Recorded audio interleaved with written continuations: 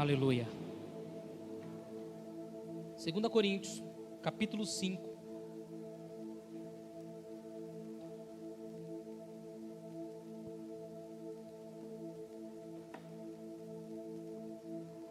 Segunda Coríntios 5, nós iremos ler do verso 15 em diante. A palavra do Senhor nos diz assim, verso 14, tá bom? Iremos começar no 14. Porque o amor de Cristo nos constrange, julgando nós assim, que se um morreu por todos, logo todos morreram. E ele morreu por todos, para que os que vivem não vivam mais para si, mas para aquele que por eles morreu e ressuscitou. Assim, que daqui por diante a ninguém conhecemos segundo a carne, e, ainda que também tenhamos conhecido Cristo segundo a carne, contudo agora já não o conhecemos deste modo. Verso 17, assim que, se alguém está em Cristo, nova criatura é, as coisas velhas se passaram, eis que tudo se fez novo. E tudo isso provém de Deus, que nos reconciliou consigo mesmo, por Jesus Cristo, e nos deu o ministério da reconciliação. Isto é, Deus estava em Cristo reconciliando consigo o mundo, não lhes imputando os seus pecados, e pôs em nós a palavra da reconciliação, de sorte que somos embaixadores da parte de Cristo. Como se Deus por nós rogasse, rogamo-vos, pois, da parte de Cristo, que vos reconcilieis com Deus. Aquele que não conheceu o pecado, o fez pecado por nós, para que nele fôssemos feito justiça de Deus. Amém? Meus irmãos, estamos no mês de outubro, aniversário da nossa igreja, e nesse mês, nós estamos falando sobre os pilares na qual a nossa igreja, ela crê e ela se move. E isso é de extrema importância para cada um de nós. Afinal, fazemos parte deste ministério, escolhemos estar aqui, e precisamos entender, conhecer, saber, se aprofundar no que essa igreja acredita. Então nós estamos com essa missão, que não é fácil, mas fundamentar de forma bíblica, apresentar para vocês de forma bíblica o que a nossa igreja dia após dia tem vivido. A primeira quarta-feira do mês, nós falamos sobre que a igreja Somos Filhos, ela crê em ser uma igreja relevante. Nós falamos de ser sal, de ser luz. Semana passada, o Cadu, ele falou da família. A família que Deus espera, a família que Deus deseja. Nós, como igreja, cremos em uma igreja família, porque isso são os valores bíblicos da palavra do Senhor.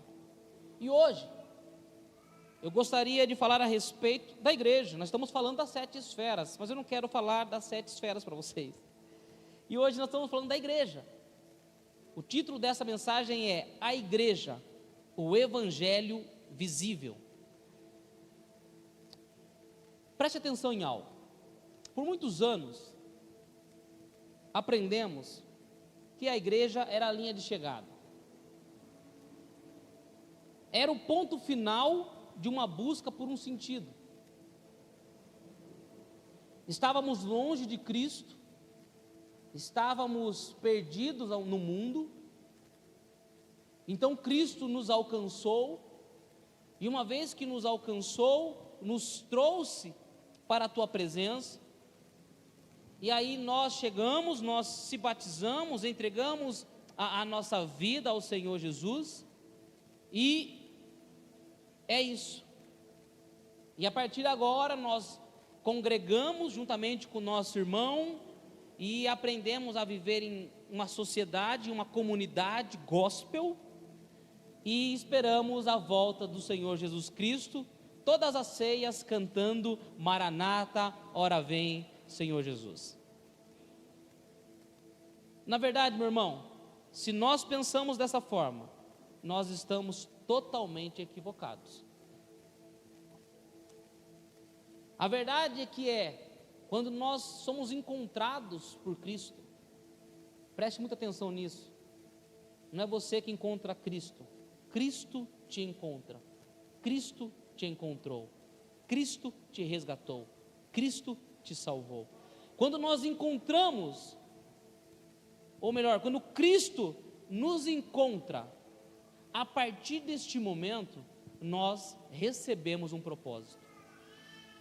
Na verdade, a igreja, ela não é o ponto final. A igreja, ela não é a linha de chegada. A igreja é o ponto de partida. A igreja é o início de um propósito. A igreja é aonde há um alinhamento, céus e terras, sobre aquilo que o Senhor deseja que eu viva, e a partir deste momento, eu começo a viver a sua vontade. E é sobre isso que eu gostaria de falar um pouco com vocês. Em 2 Coríntios, no capítulo 5, se nós pegarmos no início do texto, eu te convido a fazer essa leitura na sua casa, um texto maravilhoso. Paulo, ele está falando a respeito da vida celestial. Paulo está falando sobre um discurso, irmão, motivador e de esperança. Paulo está falando deste corpo que é falível, que vai acabar, e ele fala do corpo glorificado, ele está falando dos céus, ele está falando do morrer é lucro, que é mais importante estar na glória do que estar aqui, isso aqui é passageiro, disso nada importa. E ele vai falar a respeito disso. Paulo, ele está destacando essa esperança, essa expectativa, essa fé de nós, de fato, não estarmos caminhando como uma linha chegada, caminhando para a morte, caminhando para a aposentadoria, né? Agora me aposentei, agora tranquilo. Paulo nos fala dessa transição para uma vida eterna. Paulo também, ele vai destacar, meu irmão, que é mais importante agradar a Deus. Paulo, ele vai fazer uma brincadeira ali, né? Paulo falou, olha, não importa se vai ser aqui na terra, se vai ser com o corpo glorificado, o que importa é que nós venhamos a agradar a Deus. Paulo também vai destacar que não há sentido na vida sem Jesus Cristo. Ele é o único e suficiente motivo de nós estarmos reunidos aqui. Se você pudesse dar uma olhadinha para esse irmão que está do seu lado, se você tem intimidade, dá uma olhadinha para ele. Por qual motivo nós estamos reunidos aqui hoje? Só Jesus. É disso que nós vamos nos aprofundar um pouquinho. Talvez você não está aqui por Jesus. Puxa, pastor, mas já nem começamos na introdução, já vou tomar essa sapatada. Muitas vezes chegamos até Jesus em busca de uma resposta, em busca de algo, em busca de soluções mágicas. Mas Paulo está nos dizendo que Jesus, ele é o verdadeiro sentido da nossa vida. E então, isso é só o resumo do início do capítulo 5, e então ele chega no texto na qual nós lemos. E meus irmãos, no texto na qual nós lemos, no verso 14, Paulo, ele irá fazer uma revelação maravilhosa. Paulo irá revelar o que acontece com quem tem um encontro com Jesus Cristo. Paulo, ele diz o seguinte: ei, o amor do Senhor Jesus, ele nos constrange. Se eu te perguntasse o que significa constranger, o que é estar constrangido? Muitas vezes a gente romantiza isso. Mas o que Paulo, ele está falando, ele falou assim: olha, meu irmão, quando você tem um encontro com Jesus, Você é dominado. Constranger significa ser dominado. Você é dominado por Jesus. Você é tomado por Jesus. Quando fala que o amor de Jesus nos constrange, ele está falando assim: ei, o amor de Jesus, ele toma você para ele. Você é envolvido por tal amor que tudo perde o sentido. E Paulo não falava de uma teoria. Paulo, ele vive isso no caminho de Damasco. Paulo indo perseguir a igreja, um perseguidor, ele teve um encontro com Jesus, é jogado do cavalo, fica cego, e ele é tomado, ele é dominado por esse amor. É muito além de uma música, é muito além de emoção, é Cristo nos dominar por completo. Esse amor que nos domina é o amor que nos impulsiona, é um amor que nos motiva, é um amor que muda a perspectiva de vida, é o amor que dá um tom de cor que você talvez nunca viu. Sabe quando você vê aquela televisão nova, você está louco para o seu marido comprar na Magazine Luiza, OLED, e ela chega a brilhar assim, as cores estão, falou assim, uau, falou assim, parece que a minha não tem essa cor, parece que o meu amarelo não é amarelo, o vermelho de casa não é esse vermelho. Isso nós estamos falando de um LED. Mas esse encontro com Jesus, esse amor, irmãos, que Paulo ele está falando, esse amor que Paulo nos diz que nos constrange, é o amor que lança Paulo à morte, é o amor que vai lançar Paulo para jogar tudo fora, é o amor que vai fazer Paulo em Filipenses capítulo 3 dizer: tenho tudo por perda. É o amor que faz com que Paulo vire as costas para tudo e passa a dizer que é prisioneiro de Cristo por amor a vós. Sabe, meu irmão, nós precisamos pedir que Cristo nos aceite. Nós precisamos pedir que esse amor nos alcance. Nós precisamos pedir que esse amor nos constranja. Que esse amor abale a nossa estrutura, ao ponto de que tudo perca o sentido. Ao ponto que a gente se apaixone por Jesus. Ao ponto que a gente caminhe pelo sol para falar do amor de Jesus para algumas pessoas, como o Léo fazia lá, quando ele tinha seus 14, 15, 16 anos, mais ou menos, 17 anos, os jovens que aqui estão, que entravam nas biqueiras, eles iam nos lugares que aonde a igreja não queria estar, para falar de Jesus, sem conhecer, sem ter uma teologia, sem ter uma base bíblica profunda, de fato, não tínhamos, mas este amor, irmãos, nos capturou de tal forma, que você não consegue falar não para Jesus. Se você está conseguindo falar não para Jesus, talvez você precise pedir para que esse amor te envolva novamente. No verso 15, Paulo ele vai continuar, e agora Paulo, ele traz uma nova revelação.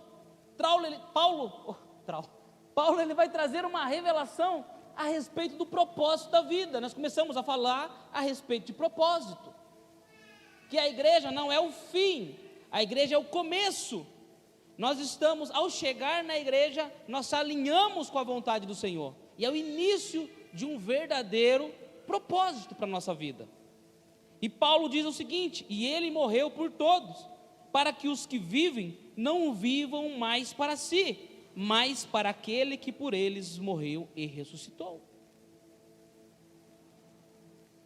Paulo ele fala: o propósito da vida é você não viver a sua vida. Uma vez que esse amor te captura, uma vez que somos tomados por esse amor, não vivemos mais as nossas vidas.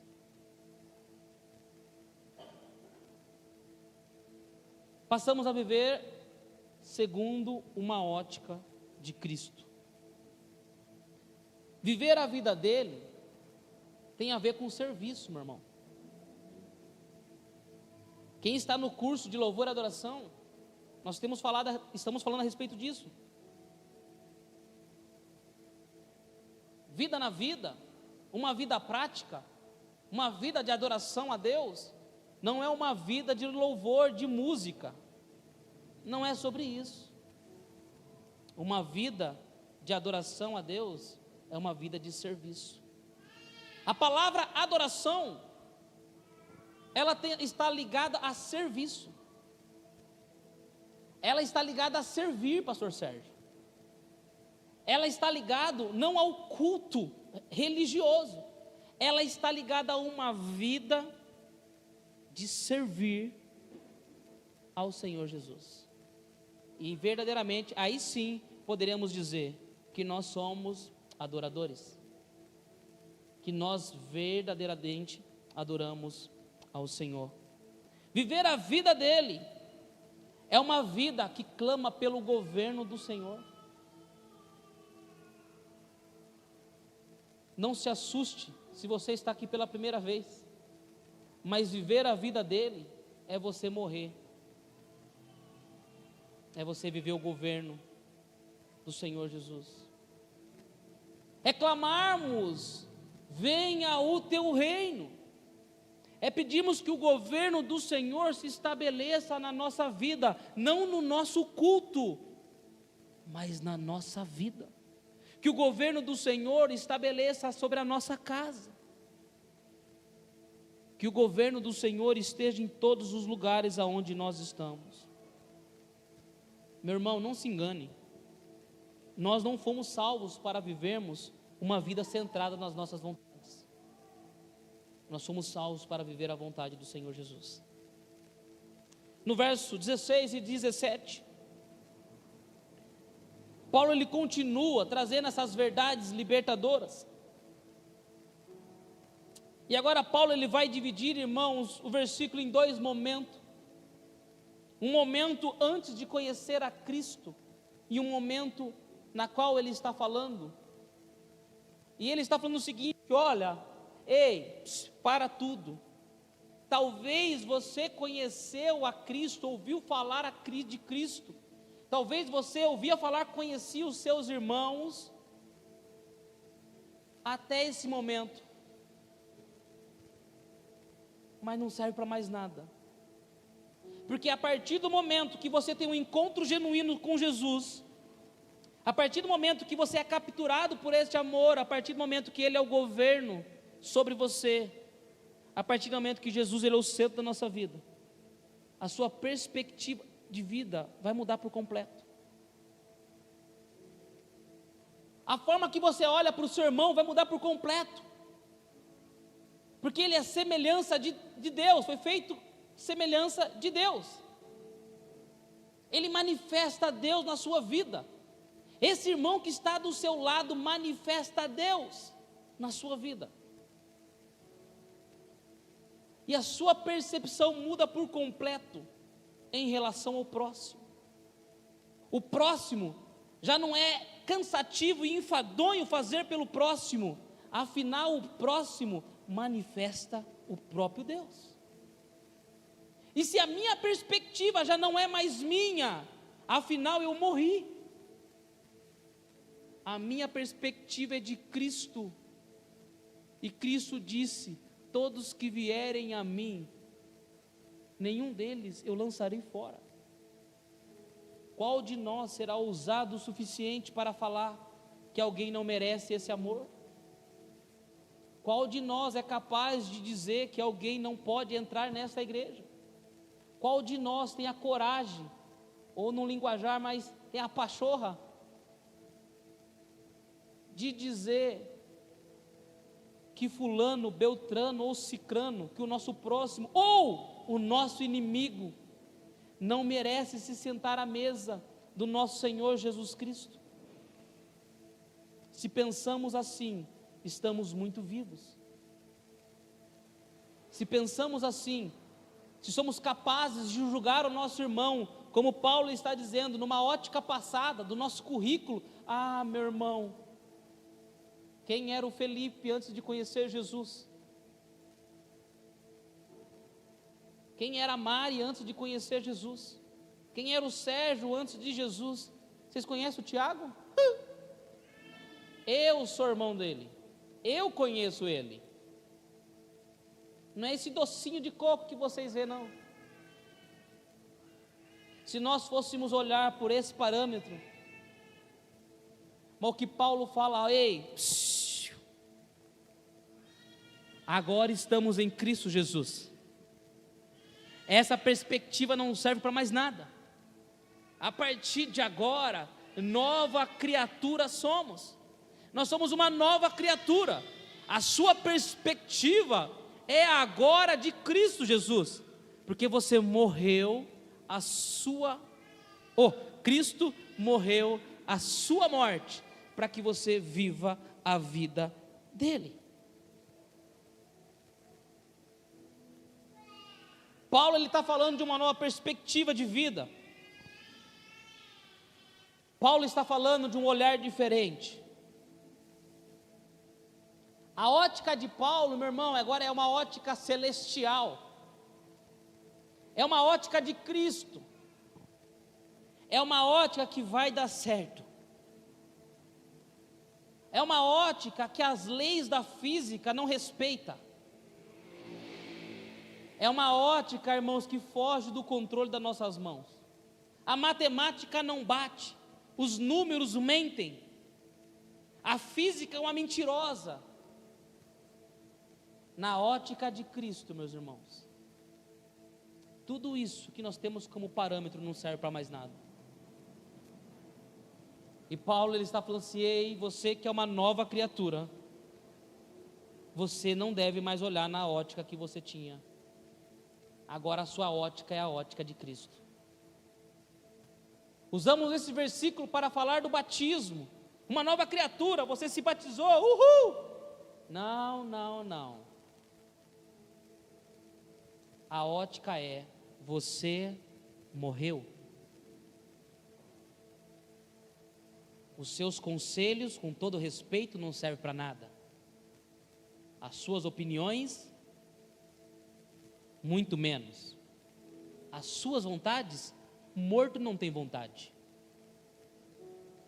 A sua ótica é a ótica de Cristo.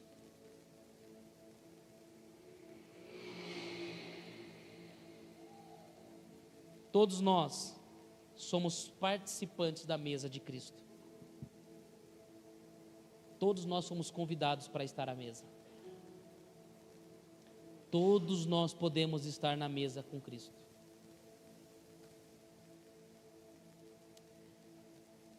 E no verso 18, Paulo então, agora ele encerra a introdução, agora eu começo a pregar. Que até aqui Paulo fez uma introdução. Mas no verso 18, Paulo fala o seguinte: meus irmãos, toda essa história que eu te contei deste amor que te captura, deste amor que te domina, deste amor que te impulsiona e te motiva, tudo isso provém de Deus. Nada é de nós, é de Deus. E isso aconteceu mediante a Jesus Cristo. Verso 18. Mediante Jesus Cristo, nós fomos reconciliados com Deus. A palavra reconciliados no grego é unir duas partes que são inimigas. A palavra de reconciliar-se no grego não é duas partes que estão divididas, estão separadas, cada um. Não. É duas partes que são inimigas, incompatível, não tem como dar certo. Aí Jesus morreu na cruz por você, pagou um preço de sangue por você, se fez pecado por nós e nos religou com o Pai e nos deu direito de sermos filhos de Deus. Isso é maravilhoso. Esse é o pontapé do Evangelho. Paulo está contando o começo do Evangelho. Ele falou: olha, você acabou de chegar aqui, você precisa entender isso. Você não poderia estar em Deus, mas Jesus morreu por você. Você tem os seus pensamentos, ok, mas agora morre você, e agora a sua ótica é de Cristo. E agora a cereja do bolo: você foi religado, e foi dado a vocês, Paulo falando, o ministério da reconciliação. O que Paulo está falando? Falou: olha, preste atenção, você não merece, você não é digno, você é pecador. Cristo pagou o preço por você, te religou a Deus. Agora o caminho foi reestabelecido. Jesus é o caminho, a verdade e a vida. Ele é o caminho, você tem acesso ao Pai. Mas para que aconteceu isso? Por que nós fomos salvos? Por que nós estamos aqui? Porque foi dado a cada um de nós o ministério da reconciliação. Se eu estava rompido com Deus, inimigo de Deus, agora eu sou feito embaixador, para eu levar o meu irmão a se reconciliar com o meu Deus. O seu papel, meu irmão, não é estar congregado nas quartas-feiras aqui. O papel da igreja é de reconciliação. O nosso papel não é de segregação. O nosso papel não é de separação. Mas para aqueles que estão em Cristo Jesus, através das nossas vidas, as pessoas precisam chegar até Jesus. Pastor, mas o meu ministério é outro, pastor, eu estou em outra vibe, eu tenho clamado aí, e a palavra do Senhor manda buscar os dons com zelo, e eu estou buscando outro, o meu dom é pastoral, pastor, é outra pegada. Não, você não está entendendo. Você não está entendendo. Todos que foram religados a Deus têm a mesma missão: religar o mundo a Deus. Não é opcional de fábrica, não é um dom para alguns, não é o dom que você busca, não. Deixa eu te fazer uma pergunta. Nós somos a igreja? Jesus. Agora eu assustei. Eu vou de novo. Nós somos a igreja? Eu ia ter que começar a pregar tudo de novo. Nós somos a igreja. Se nós somos a igreja, nós temos a missão de religar o mundo a Deus. Pastor, qual que é o papel da igreja? Religar o mundo a Deus. E Paulo ele termina da seguinte forma: meus irmãos, eu rogo a vocês, se reconciliem com Deus. E eu termino essa mensagem fazendo esse apelo para você: se reconcilie com Deus. Se você está longe de Jesus, se reconcilie com Jesus. Levanta a sua cabeça, sinta-se filho amado por Deus, pertencentes aos céus. E amanhã você tem uma missão: reconciliar todos que estão à sua volta com Jesus. Pastor, você não tem noção de onde eu trabalho. Falei: pois bem, por isso que você está lá e não eu. A missão é sua, não é minha? Se fosse minha, Deus tinha mandado eu lá. Se Deus mandou você, é você lá. Ah, pastor, você não tem noção. Você não tem noção. Você foi reconciliado com Cristo para reconciliar pessoas com Cristo. Esta igreja, ela crê que nós não somos uma igreja que quer ficar reunida aqui dentro, levantando as mãos e sentindo arrepios. Isso não é o Evangelho. Nós somos uma igreja que esfrega o sal nos olhos dos outros, dá um empurrão na costa deles e fala, vai. Mas pastor, eu não estou mais, vai. Não, mas vai. E o que eu faço lá? Ore. Ore pelo que? Expulsa demônio, ora por cura, apresenta a Jesus. E o que mais? Jesus. E o que mais? Jesus. Jesus. Jesus, conta o seu testemunho. Fala do que o Senhor tem feito na sua vida. Conta como ruim você era. E conta quão morto você está. Fale de Jesus. E você vai ver o que vai acontecer. Ore pelos enfermos. Expulsem os demônios.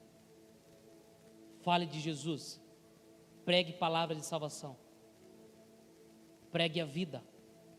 Aponte para Jesus. Aponte para Jesus. Esse é o papel da igreja. E você que talvez está no meio do caminho, reconcilie com Jesus. Não existe perspectiva de vida sem Jesus. Não existe vida sem Jesus. Não existe alegria sem Jesus. Não existe propósito sem Jesus. Assim, pastor, mas eu cheguei aqui sem propósito. Eu sei. Se você não tiver Jesus, você não tem propósito, esquece. Você pode achar que você tem. Mas em pouco tempo, sabe o que a psicologia defende? Que o que faz sentido para você hoje, daqui 5 anos não faz mais sentido. O que você construiu hoje, daqui a pouco não faz mais sentido. Essa é a busca da humanidade por conquistar coisas que não faz sentido. Agora, quando nós encontramos Jesus, ou melhor, quando nós permitimos que Jesus seja o centro da nossa vida, você conhecerá o verdadeiro sentido da vida. Pastor, mas calma, escute algo. Falar de Jesus é consequência. Pode ficar tranquilo. Fica tranquilo. Relaxa. Pode dormir em paz. Dorme em paz. Descansa. Pode jantar tranquilo hoje, tranquilinho. Falar de Jesus é consequência. Ninguém que é abraçado por Jesus fica com a boca fechada. Não tem como. Não dá. É disso que eu estou falando. Você precisa de Jesus. Ele entrar na tua vida, tudo vai mudar. Nesta igreja, Jesus é o centro. Nós pregamos isso. E eu e você somos instrumentos do Senhor, servos fiel para cumprir o plano do Senhor aqui na terra. A sua casa, os seus amigos, no seu trabalho, os seus parentes, não vai se perder. Você crê nisso? Isso não é historinha, isso é o Evangelho. Pastor, mas está difícil. Continue. Seja luz, seja sal. Quem dá o crescimento é o Espírito Santo. É Ele que faz, é Ele que convence, é Ele que transforma. O seu papel é tornar o Evangelho visível. A igreja que torna o Evangelho visível. Se nós pudéssemos resumir, qual é o papel da igreja? Tornar o Evangelho visível. Como? Através de vocês.